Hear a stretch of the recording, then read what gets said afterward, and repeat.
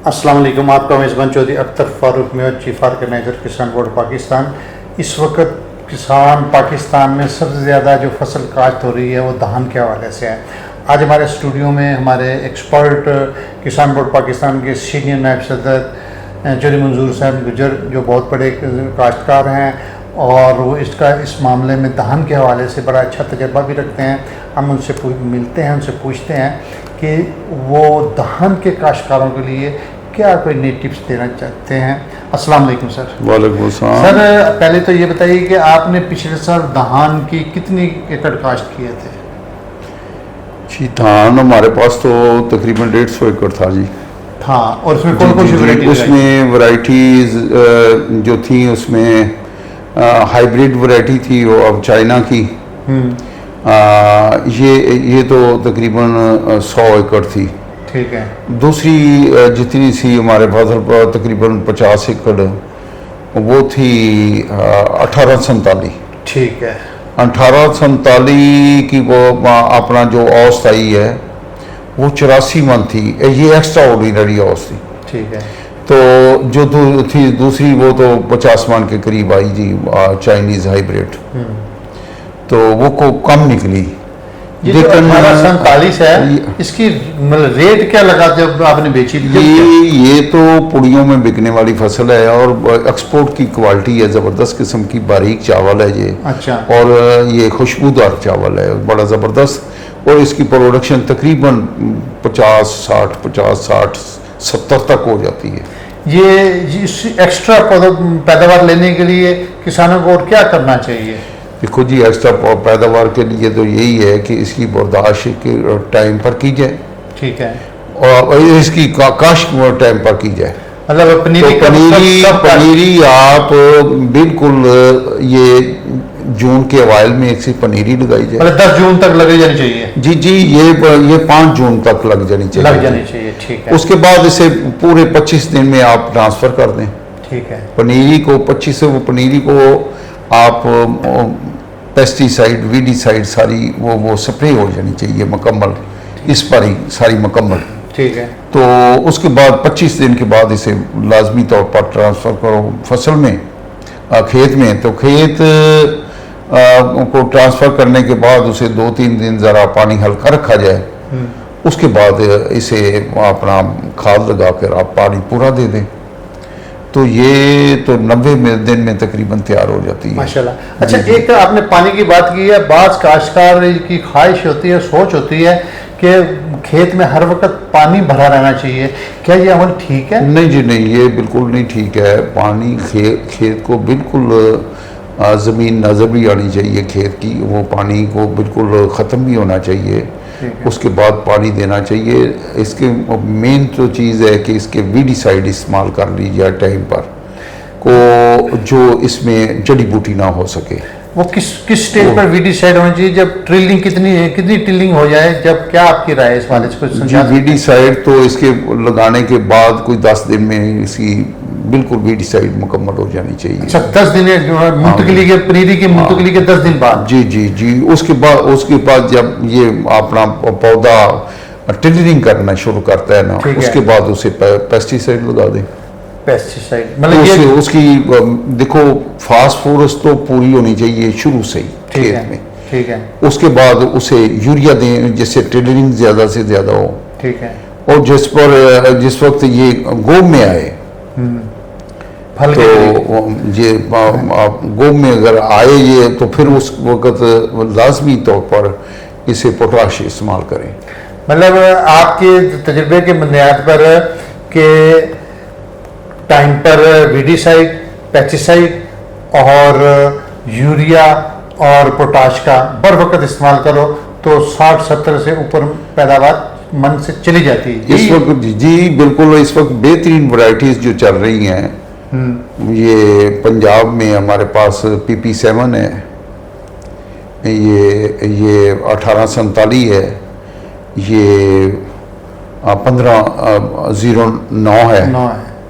तो ये बेहतरीन, ये बहुत कम टाइम लेती हैं, 90 दिन से लेकर 100 दिन में ये इसमें थोड़ी सी ग्रेडिंग करते हैं मेरे किसान भाइयों के लिए सर, क्योंकि हमारे यहाँ अक्सर धान के काश्तकार अगेती लगाते हैं और उसके बाद उन्होंने आलू की फसल काश्त करनी होती है। वो फसल जी, ये तीनों वैरायटी जो जिनकी मैं बात कर रहा हूँ, ये ब्रीक वैरायटीज है। ठीक है। मार्केट में इनकी वैल्यू है, सारी एक्सपोर्ट क्वालिटी है ये तीनों। ठीक है। तो ये बिल्कुल टाइम पर 90 दिन से 100 दिन में ये तैयार हो जाती हैं तीनों। ठीक है। बिल्कुल तैयार हो जाती हैं। आप उसके बाद आलू काश्त कर सकते हैं जबरदस्त किस्म में। ठीक है। लेकिन आलू काश्त करने की हिम्मत है अब किसान में, तो हिम्मत ही नहीं है। देखें, आलू तो पिछले साल के पड़े हुए हैं। आपकी बिल्कुल बात दुरुस्त है, लेकिन किसान क्या करेगा? किसान इसके अलावा देखें, किसान के पास ये अल्लाह ताला ने उसमें बरकत देनी है, किसान इसके पास ऑप्शन भी कोई नहीं है ना, उसने काश्तकारी नहीं करनी तो क्या करनी है भाई? किसान का पुरसाने हाल कोई नहीं है। हुकूमत जो है वो ये हुकूमत तो किसान कुश हुकूमत है।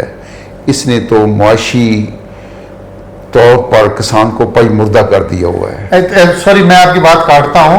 मुझे ऐसे लग रहा है, ऐसे लगता है, महसूस हो रहा है, अल्लाह ना करे ऐसा हो, लेकिन हालात और वाकयात को अगर डॉट कनेक्टिंग करूं तो ऐसे लगता है कि ये हुक्मरान बैनुल-अक़वामी आलमी मालियाती अदारों के फ्रंटमैन बनकर ये कर रहे हैं कि पाकिस्तान में ज़राअत को तबाह कर दिया जाए ताकि हम उनसे और कर्जे लें और वो फिर हमारे मुल्क को पूरे का मुल्क को खरीद लें। क्या ये बात दुरुस्त?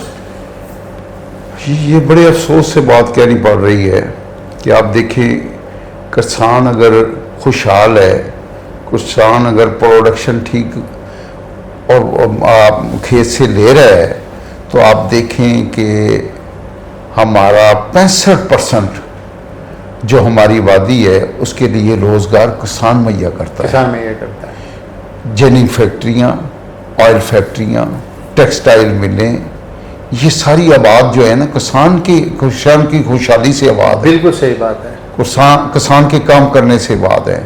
तो जब किसान का ही हाल कोई ना होगा तो फिर देखिए ये फैक्ट्रियाँ भी ख़त्म हो गई, टेक्सटाइल मिलों का क्या हाल है। अब 150 अब बाहर से गांठें मंगा रहे हैं। आप देखें, बाहर से गांठें मंगा रहे हैं। अगर किसान का यही हाल रहा तो फिर तो ज़राअत तो पाकिस्तान में इन्ना लिल्लाह पढ़ना पड़ेगा। देखिए, आपकी बात दुरुस्त है, आप तो किसानों ने पढ़ लिया, लेकिन इसका कोई हल भी तो आप बता दें कि यहाँ से मैसेज। ये तो दुआ करें जी, जो हुकूमत को किसान दोस्त को हुकूमत आ जाए, जो किसानों के मसाइल देखे, किसानों की देखें इनपुट्स कितनी महंगी हैं, इसमें कोई शक नहीं है जी। चौधरी अख्तर फारूक साहब, आप देखें जो बिल 5,000 10,000 होता था वाबला का, वो 3-4 लाख होता है। किसान बेचारा कैसे दे? उसके आलू तो अभी तक पड़े हैं। अब 1 एकड़ में आलू का खर्चा तकरीबन 2.5 लाख रुपया है, फी एकड़ का खर्चा। और आलू जो प्रोडक्शन हुई है वो खेत के किसान के घर में पड़ी, वो जानवरों को डाल रहा है। वो कहाँ से उसका पूरा करेगा? खर्चा किसान कहाँ से पूरा करेगा? ऐसे गंदम का हाल 3 साल से हो रहा है।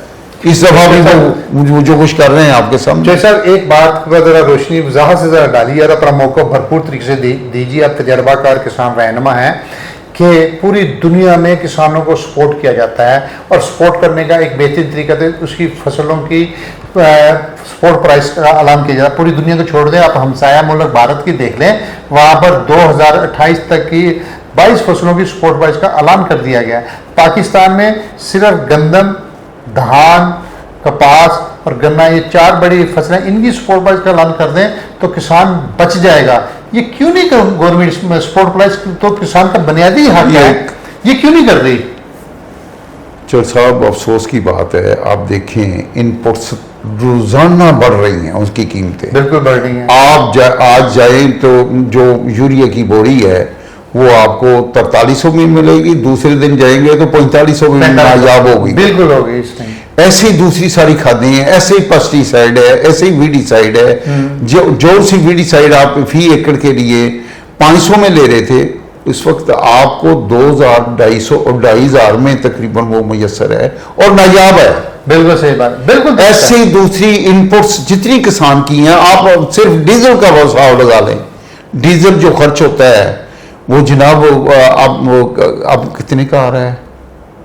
लेकिन किसान की वो पिछली प्राइसेस भी नहीं मिल रही जो आज से 5 साल पहले मिलती थी, वो भी फसल की प्राइस नहीं मिल रही। किसान बेचारा क्या करेगा? किसान को इस बात पे कोई इतराज नहीं, डीजल अगर कहते हैं 4,000 5,000 रुपये भी चल जाता है, उसको उसका असल मुतालबा ये है कि उसकी पैदा करदा अजनास की कीमत दी जाए। गवर्नमेंट कीमत मुकर्रर नहीं करती, ये जुल्म है। इसका क्या हाल है आपने? भाई हाल तो ये है कि अगर ज़रायत के देखो महकमा है, ये बैठे ज़रायत के सियाने बैठ जाए, वो उन इनपुट्स का हिसाब लगा लें, इनपुट्स का हर फसल का इनपुट्स का हिसाब लगाते हैं, डिपार्टमेंट लगाकर उनका इनपुट्स का हिसाब लगाकर फिर उसकी प्रोडक्शन पर देख रहे हैं कि कितने मन उसके में पड़ रही है, उसकी घर ऐसे ही हर फसल का आप एस्टीमेट लगा सकते हैं, उसकी कीमत लगा। निजाम पहले चल रहा था, लेकिन मौजूदा हुक्मरानों ने खत्म कर दिया। उन्होंने कहा जी नहीं नहीं नहीं नहीं, हमने शहरी आबादी को रोटी सस्ती देनी है, मिलों वालों को गन्ना सस्ता देना है, और मतलब बाकी से लेकिन किसान को मारना है। लेकिन चौथ साहब असल में मसला तो ये है कि जब ये फसल होती है या जिन्स होती है किसान के पास, ठीक है, फिर तो FIR काटी जाती हैं कि ये इस भाव बिकनी चाहिए। लेकिन जिस वक्त ये पहुंच जाती है मिडिल मैन के पास, इंडस्ट्रियलिस्ट के पास पहुंच जाती है, तो जनाब इसकी क्या कीमतें आपको पता है आसमानों से बातें करती हैं। गंदम अब किसान से बिक चुकी है, जब बाजार में 4500 में बिक रही है गंदम। जी आपने किसान भाइयों चौधरी मंजूर हसन गुज्जर सीनियर नायब सदर मरकजी, और वो एक तजर्बाकार तजिया नगार एग्रीकल्चर के हवाले से बेहतरीन मतलब एक्सपर्ट भी हैं, उनके पास भी इस बात का जवाब नहीं मिल रहा कि गवर्नमेंट क्यों नहीं किसान की अजनास की सपोर्ट प्राइस का ऐलान करती। इस बात का उनके पास कोई जवाब नहीं, कोई हल नहीं है कि आज हम फसल काश कर ली और इसकी कीमत हमने 2 रुपये तय कर दी, और जब हम जिन्स बेचने जाएंगे तो वो 2 रुपये भी नहीं बल्कि 1 रुपये मिलती है। जैसे गंदम की काश्त हुई थी, जब सपोर्ट प्राइस का ऐलान हुआ तो 3500 जब किसानों ने मांगी थी, 4,000 होनी चाहिए कम से कम, लेकिन वो 35 भी नहीं, 28 से लेकर 32 रुपये तक किसान ने बेचने पर मजबूर हुआ। किसानों, ये है किसानों की अलमी है। आपको अगर हमारी बातें पसंद आई हैं, आपको चौधरी मंजूर साहब की मतलब बातें पसंद आई हैं, तो इस बातों को आपके दिल को लगी हैं, तो इसको ये किसानों की आवाज़ बनिएगा और इसको वायरल कीजिएगा, इसको लाइक और कमेंट्स भी कीजिएगा, और कमेंट्स में ये ज़रूर लिखिएगा कि किसानों की फसलों का सपोर्ट प्राइस का ऐलान हाल में करें, ये उसका बुनियादी हक है। जब तक के लिए अपने मेज़बान चौधरी अख्तर फारूक को इजाज़त दीजिए, फिर मुलाकात होगी। किसान जिंदाबाद, पाकिस्तान पाइंदाबाद।